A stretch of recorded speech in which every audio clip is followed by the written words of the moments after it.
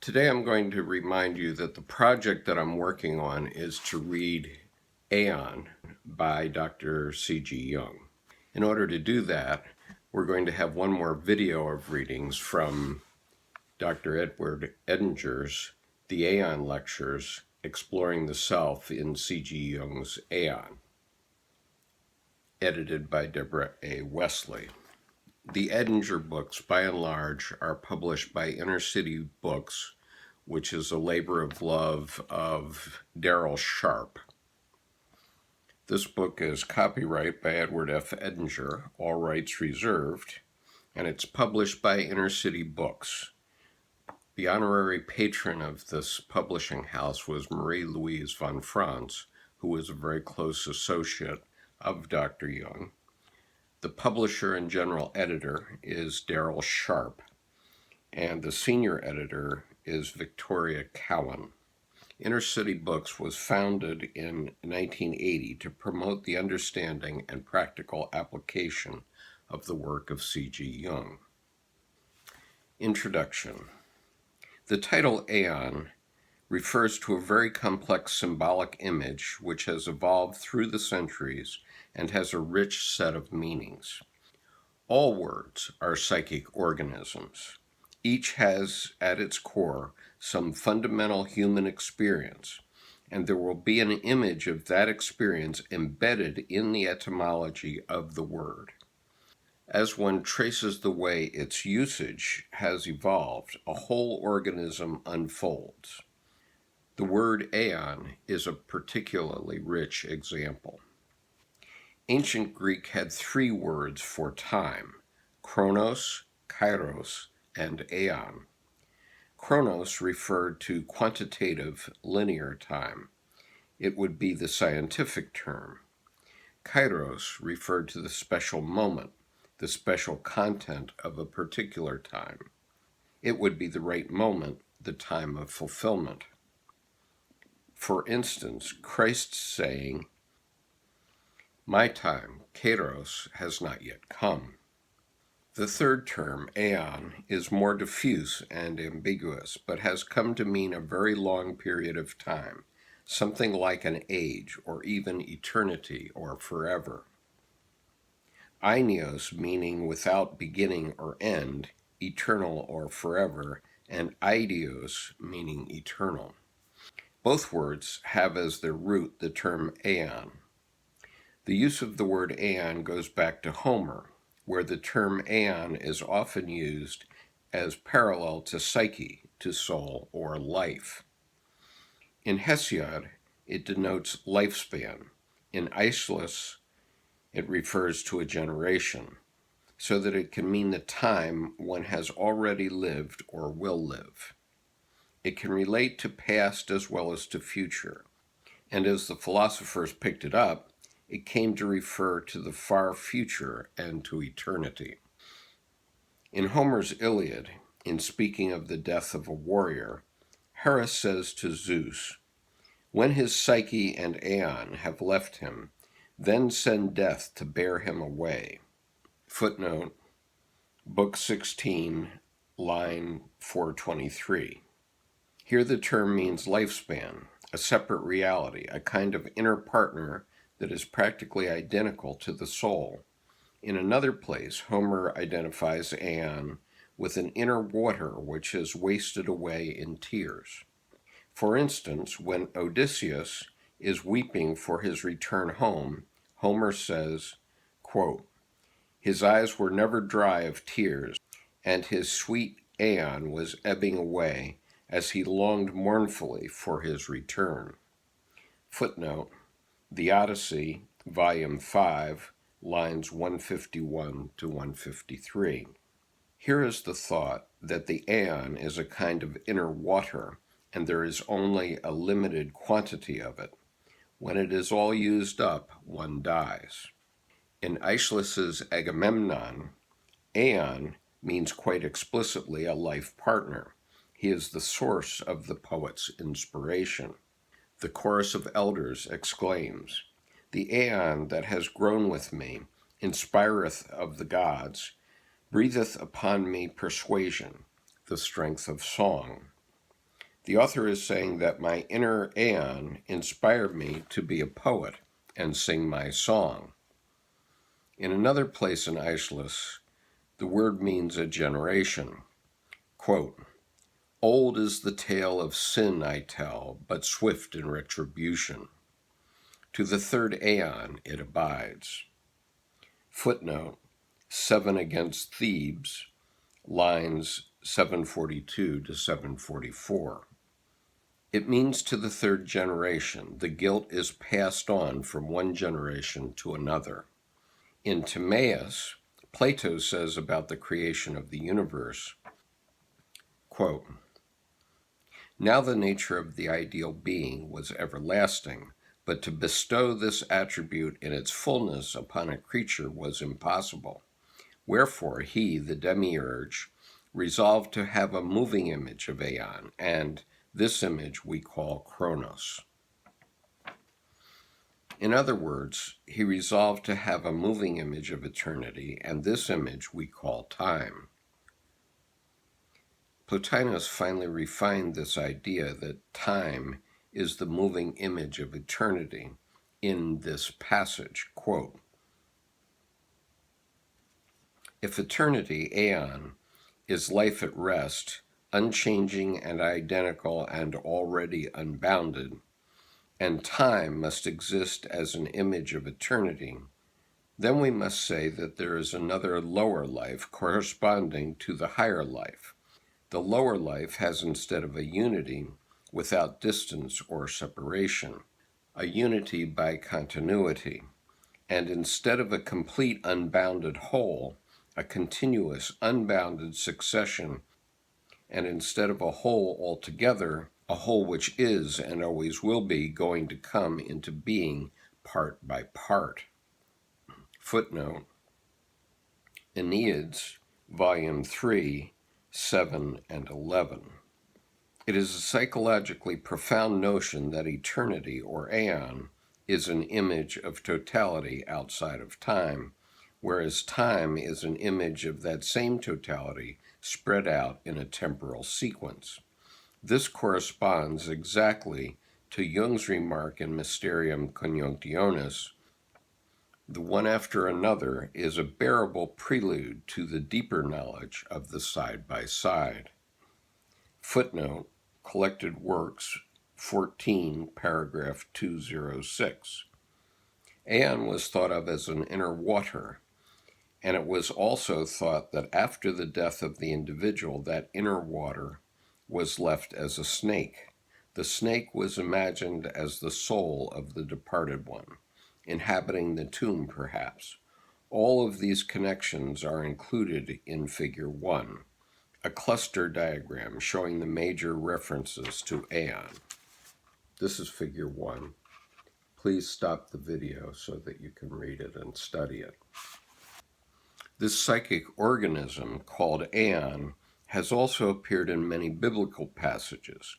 The Old Testament was translated into Greek in the 3rd century BC, and the word Aion shows up there. Yahweh says to Abraham in Canaan, "All the land which thou seest, to thee will I give it, and to thy seed for an Aion." Genesis 13:15. Footnote, the usual translation is forever. Yahweh says to Moses concerning the celebration of the Passover, "You must keep these rules as an ordinance for an Aion, for you and your children." Exodus 12:24. "For all time" is the way it is translated into English, but as you can see, it does not mean exactly for all time. This is what it means to late Western man, but not quite what it meant at the beginning. There are some interesting uses of the word in the New Testament. For example, "Whosoever shall speak against the Holy Spirit, it shall not be forgiven him, neither in this Aion nor in the Aion to come." Matthew 12:32. This is usually translated "in this age or the next age." Again, As therefore the tares are gathered and burned with fire, so shall it be in the end of this Aion. Matthew 13:40. From Hebrews 11:3, quote, through faith we understand that the Aions have been framed by the word of God, translated worlds, unquote. The Lord's Prayer ends, quote, for thine is the kingdom and the power and the glory for the Aions, unquote. Matthew 6:13. To shift to another text, the inscription in Greek on Jung's Bollingen stone begins, as usually translated into English, quote, time is a child, playing like a child, playing a board game, the kingdom of the child.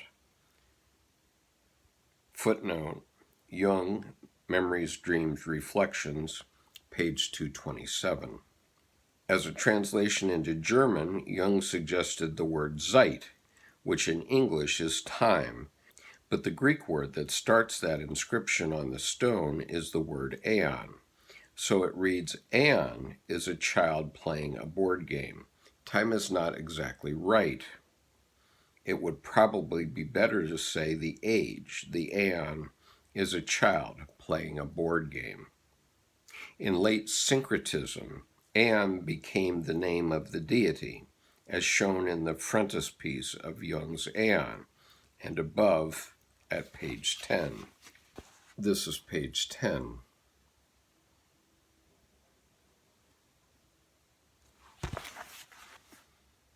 This is the so-called Mithraic god Aion, whom Franz Cumont describes in these words. Quote, at the pinnacle of the divine hierarchy in Mithraic theology was boundless time. Sometimes they would call it Aion. He was represented in the likeness of a human monster with the head of a lion and his body enveloped by a serpent. The multiplicity of attributes with which his statues are loaded is in keeping with the kaleidoscope nature of his character. He bears the scepter and the bolts of divine sovereignty, and holds in each hand a key as the monarch of the heavens whose portals he opens. His wings are symbolic of the rapidity of his flight. The reptile whose sinuous folds enwrap him typifies the tortuous course of the sun on the ecliptic. The signs of the zodiac engraved on his body and the emblem of the seasons that accompany them are meant to represent the celestial and terrestrial phenomena that signalize the eternal flight of the years. He creates and destroys all things. He is the Lord and Master of the four elements. Sometimes he is identified with destiny. Destiny would be a word for lifespan here, another term that belongs in the same symbolic cluster. So Aion also means destiny. Including all these meanings, Aion becomes the total deity. This idea of Aion is picked up in Gnosis, in which the initial boundless deity emanates from himself a series of 30 Aions. The Gnostic emanation of the Aions is another amplification or elaboration of this rich, complex psychic organism that Jung writes about. Hans Jonas describes the role of the term Aion in Gnosticism. Quote, in invisible and nameless heights, there was a perfect Aion pre-existent. His name is forebeginning and forefather and abyss. This is the original primordial deity named Aion. No thing can comprehend him. Through immeasurable eternities, he remained in profoundest repose. With him was thought, also called grace and silence. And once this abyss took thought to project out of himself the beginning of all things, and he sank this project like a seed into the womb of the silence that was with him, And she conceived and brought forth the mind, nous, male, who is like and equal to his begetter, and alone comprehends the greatness of the Father. He is also called only begotten, Father, and beginning of all beings. Together with him, truth, aletheia, female, was produced, and this is the first tetrad, abyss and silence, then mind and truth. Footnote: The Gnostic Religion, pages 179 and following. The first tetrad is a pair of two Syzygys. Syzygy means pair. Further Aions were generated out of this second pair. From them came forth man and church, which is again a male and female pair, and word and life. This then gave a total of 4 Syzygys, and that was called the Ogdode, the first 8. Quoting again from the Gnostic Religion, page 180. These eons, produced to the glory of the Father, wished to glorify the Father by their own creations, and produced further emanations. From word and life issued 10 additional eons. From man and church, 12. So that out of 8 and 10 and 12 is constituted 30 eons in 15 pairs, and that totality was called the Pleroma. Footnote: The Gnostic Religion, page 180. This basic image was something quite fundamental to Jung. He used some of this terminology, such as the word Pleroma. The second chapter of Aion is called the Syzygy. One is not apt to know what that means unless one is familiar with this grand Gnostic conception of the origin of things.